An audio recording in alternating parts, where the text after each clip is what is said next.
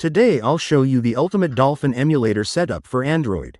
We'll go through the best settings for low-end, mid-range, and high-end devices, helping you get maximum performance, better FPS, and smoother gameplay.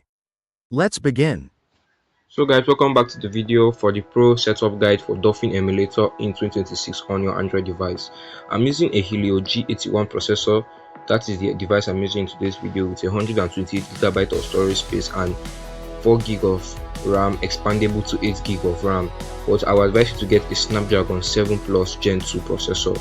That phone is more faster and keeps more games smooth and running on your device. So right now, without wasting any much of your time, let's head over to the setup for the Dolphin emulator. So right now, you're going to tap on the settings, which you can see right here, this gear icon on top. Tap on it and it's going to bring you to this page, which you can see config, graphic settings, GameCube input, Wii input. So right now, let's head over to the graphic settings. Right now, my graphic settings is showing me this page, and you can see right over here, video backend. Set it as Vulkan. Make sure it is set as Vulkan, but if you experience some lag issues in some games, you can switch it back to OpenGL, anyone that is more suitable for the game, but Vulkan is the preferred option and the best. So under shader compilation mode, make sure it is on the first one, which is specialized. It is normally default on your device, but if you don't see it on this, you can just tap on it and you switch back to the defaults. So right over here, aspect ratio, make sure the aspect ratio is auto.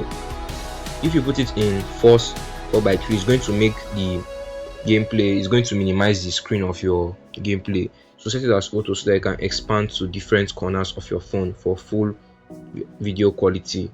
And right over here, you're going to go down, tap on enhancement, internal resolution.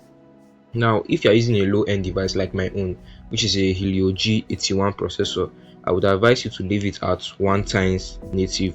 But if you are using a Snapdragon 7 Plus Gen 2 processor, you can increase it up to 4K.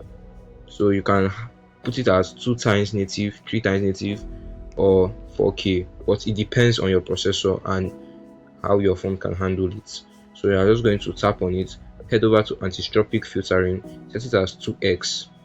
I set mine as default because I was adjusting some things in the settings, but I will change it back right now to 2x. Leave it in 2x. Go over to texture filtering, set it as default, just leave it as default. It's okay like that. After you have scrolled down a little, you go over to stereo copy. Under stereo copy, you are going to turn on this swap eyes. You see swap the left and right eye, mostly useful if you want to view side by side cross eye. Like if you want to see side by side corners of some games, you can tap this on, but it is not necessarily compulsory for everyone to use this, because you might not even need it that much. It's not that useful, so it's an optional settings. You head back, go over to the main settings place, tap on config, go over to general. On general again, make sure this dual core speed hack is turned on, make sure it is enabled. Make sure you enable cheat so that you can cheat in some games if you need it. And right over here on speed limit, you are going to set it as 120. Normally default is around 100%, but set it up to 120. You make your game more faster, and your fighting games will be more smoother. Instead of it being laggy and sometimes choppy, it becomes more smoother. But you can just reduce the volume a little if you are hearing some issues with the audio. So right over here, I'm going to scroll down, and also make sure this enable save state is turned on. Normally it is turned off, but just toggle it here and it's going to be turned on. So right now, you head back, head over to interface. You are going to tap on the screen orientation during emulation. Set it as a landscape so that your phone can play the game at a 16:19 ratio, which is the landscape. So you're just going to go down, and right over here you can change your app theme. You can put it as default, material you can set it as material default, anyone. I'm just going to leave it in default. Now you can change the theme mode. You can put it as dark, you can put it in light, or you can put it follow system. So just set it in any manner you want. And right over here you can go back again, head over to the audio section.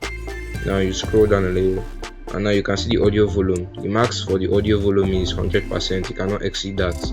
So just head back again. Now let's head over to the advanced section. Under advanced, after the CPU core, once you tap it, you see the JIT recompiler for AR64. This is the recommended one, so just leave it like this. And if you want to get the full video guide on how to download games on Dolphin Emulator, I'm going to make a video once we get 1000 likes on this video. So right now, after I have done that, you just exit.